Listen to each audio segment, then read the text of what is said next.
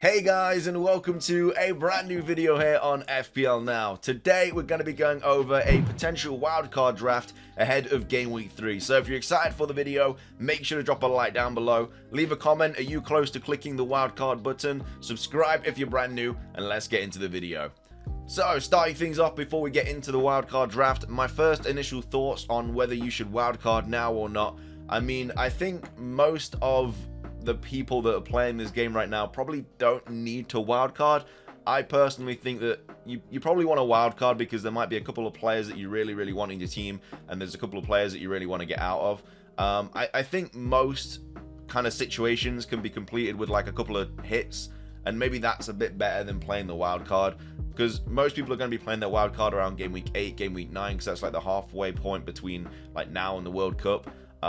So I think that's kind of really an area you should be wildcarding, but maybe you just kind of picked your whole team wrong at the start of the season. You know, it happens, and it's just not going well. Of course, we had the Nunez red card last night. You obviously need to get rid of him now. And there's a couple other players as well that you probably don't want in your team. So I understand that some people want a wildcard because they just have to, because, you know, their team is just not performing at all and they just don't have any of the key players that they need.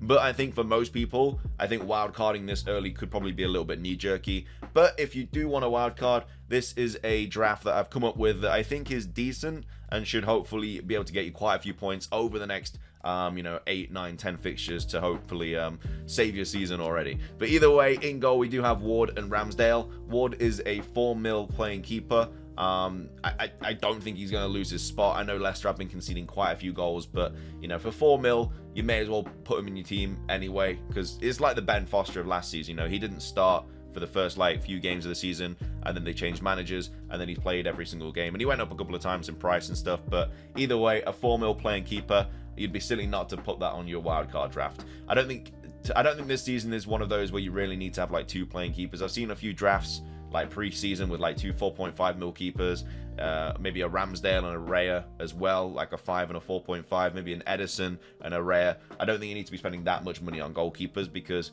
you know, if they concede a goal, they're not really getting you any more points. Yeah, there are save points that can get you a penalty save here or there, but most of the time, once the clean sheet's gone, they're not really going to be able to get you anything else. So yeah, I've gone Ramsdale in goal to target the Arsenal defense, and then Ward just because he's a 4 mil keeper. The back line is Walker, James, Trent, Cucurella, and Cancelo. So this is double Chelsea defense, double City defense, and also Trent as well. So originally, before the start of the season, I myself went Edison and Gabriel because I wasn't 100% sure what was happening with the whole City fullbacks and stuff. But now it seems that Walker is just going to be playing like every single game. He did go up in price to 5.1, but he's just a really good player to be able to target that City defense. And also Cancelo as well. I feel like double City defense is just needed going forward into the season. Their fixtures are just so good. You know, they've got Newcastle next, then Crystal Palace, Forest, Villa. You know, it's just really nice fixtures. And, you know, double City defense. They barely conceded any chances. I think they didn't concede any big chances in their first game of the season against West Ham. And then I don't think they conceded any against Bournemouth, and they obviously just destroyed Bournemouth as well. So, yeah, I don't think you really need to be worrying about your City defense. Just get 2 of them in, and then you're sorted. It does kind of hinder your City players elsewhere if you do want to have, like, De Bruyne. Gundogan is another player that a lot of people are kind of eyeing up if Bernardo Silva does go to Barcelona. Obviously, a lot of people are going to own Haaland as well. So if you have got a double City defense in Haaland, you can't bring in the likes of De Bruyne and Gundogan and stuff like that. But I just think double City defense is just such a must-have at the moment. You know, it's just not guaranteed points, but you're likely to be getting like 12 points from them every single game. But we've also gone James and Cucurella. It was really interesting to see Tuchel's comments about Cucurella, well, Chilwell, should I say. He basically said that, you know, he wasn't match fit. He wasn't as sharp as he wanted him to be. He's not even, I don't even think he's training with the first team. I think he's training with other players and stuff. But yeah, it looks like Cucurella is going to be nailed for the next, like, I don't know how many games, but for the foreseeable future for sure. And I just think Chelsea's fixtures are just really good. You know, got Leeds, then Leicester, then Southampton, West Ham, Fulham, and then it's Liverpool, but then it's Crystal Palace, Wolves, Villa, Brentford. And like I say, if Cucurella keeps his spot, he was taking corners as well. Yeah, I think double Chelsea defense is going to be really good. You know, the defense haven't been that bad. I mean, both of Tottenham's goals I'm not a Chelsea fan at all, not a Tottenham fan at all, but both of Tottenham's goals should not have stood at the weekend. Chelsea should have won that game 2-0. There were clearly fouls and stuff happening all over the pitch, but it is what it is. It's football at the end of the day. But yeah, if it wasn't for those, then they wouldn't have conceded anything against Tottenham. They obviously didn't concede anything in their first game against Everton. So yeah, I quite like James and Cucurella as Chelsea players. And then also we've got Trent as well. You could go Trent, you could go Robertson. Liverpool are a little bit all over the place at the moment at the back. They're not really kind of clicking. Trent has been better than Robertson in the first 2 games of the season, but it is what it is, whichever one you want to go for. But I think Trent is just too important. But that's the back line. In midfield, we do have Martinelli, Salah, Gross, Andreas Pereira, and De Silva. De Silva is getting his minutes up now. You know, he's slowly but surely getting his minutes up. 31 against Leicester, 61 against United. Feel like that's just going to get higher and higher. He is 4.6. He did get back-to-back goals, but I don't let that be a reason you're bringing him in, because I think his XG has been like so low for 2 goals. Again, we'll see what happens as he gets more minutes and stuff like that, but yeah, just because he scored back-to-back, don't let that be the reason you bring him in. A lot of people are bringing him in for like Neto and stuff, which is fair play because it frees up a bit of money, but either way, yeah, we'll just have to kind of see if he gets more minutes and carries on getting like goals and stuff like that. Andreas Pereira as well, I think just is a staple, is just the best 4.5 mil midfielder this season. You know, Fulham don't have the best fixtures, but he was on set pieces. He was really creative in the games that he's played. And yeah, he obviously is flagged as a little injury, but I'm sure he'll be okay. We'll see more about that in the press conference. But even if he is injured, you just bench him until he's better, because he's just such a good 4.5 mil option. Pascal Gross as well, I think his stats have been like really good preseason. And again, he has been scoring goals. He could potentially be on penalties as well now that Maupay is going to Forest. Well, potentially going to Forest. And as well as that, Brighton's fixtures is really good. Got West Ham, Leeds, Fulham, Leicester, Bournemouth, and Crystal Palace coming up. And then that takes you up to like game week 9 as well. I think even if you're not wildcarding, I think Gross should just be a player that you're targeting anyway, because then if you do wildcard around game week 9 for like Liverpool, Tottenham, you can get rid of him. But a lot of people are getting rid of Neto, and I think Gross, if you do have the money, is a really good replacement. There's also the likes of Rodrigo as well. Like if you did want to downgrade Ramsdale to Araya for the Brentford fixtures, because obviously Brentford have some really nice fixtures as well, then you could do that, and you could get Rodrigo, who should be on penalties now that Bamford's injured and stuff like that. They do have Chelsea next, but apart from that, after that, they've got really good fixtures. But I just think it's just so important that you have an Arsenal defender with the fixtures that they've got coming up. I just think you need an Arsenal defender, whether it's Ramsdale, Gabriel, Saliba maybe. Again, we'll have to see how nailed he is now that Tomiyasu's kind of like back, but yeah, I think an Arsenal defender is just too important.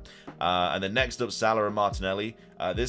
This draft does only have double Liverpool, but I just think at the moment with like they've got okay fixtures. Obviously they've got United, Bournemouth at home's a big one, and the Newcastle, Everton, and Wolves. I don't know. I just think like, I don't know, double Chelsea, triple City. They're kind of the and obviously Arsenal as well. They're kind of the teams that you should be really targeting. But again, I just don't really know what other Liverpool player kind of fit into this squad, because this is this is like a 4-3-3, or you know, it could be I don't know, yeah, I guess a 4-3-3, whichever one you really wanted to go for. But then we've got Martinelli as well, 6.2 mil, I think he is now actually. And again, yeah, he's just literally one of the best like 6 mil options for sure. If you don't have Martinelli and you need to get him into your team, you know, he's cheaper than Saka. He's kind of nailed now. He's just such a good player to have in your team. And then up top we've got Jesus, Tony, and Haaland. Again, I mean, Jesus is just like, he should just be nailed in your team. 74, so he's gone back up to 75% ownership now. But yeah, the fixtures have just got coming up is ridiculous. Definitely captaincy worthy in game week 3.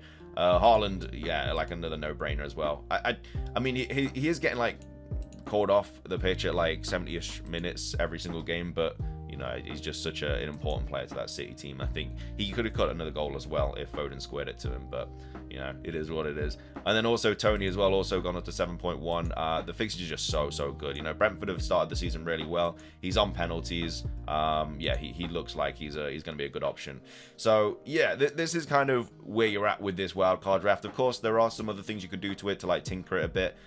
If you didn't want Tony and you wanted like another Liverpool player, or you wanted like the 8 mil player there, then obviously you could get rid of Tony and downgrade to I don't know, a 4.5 mil striker, Archer, and then obviously you can upgrade Gross to an 8 mil player. So that could be a Diaz, who obviously scored last night, scored an absolute worldie.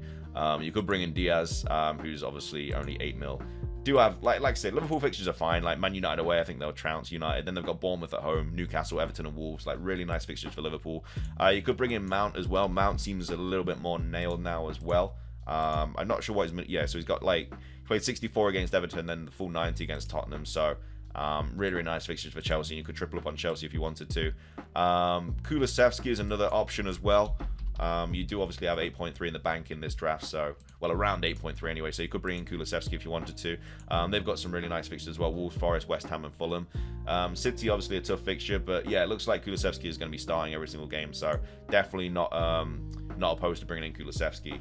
But apart from that, I mean, I wouldn't go near Saka. I don't think you necessarily need him. I think Martinelli is fine, and this team obviously also has triple Arsenal already. I think an Arsenal defender, Martinelli and Jesus, I think is just the way to go.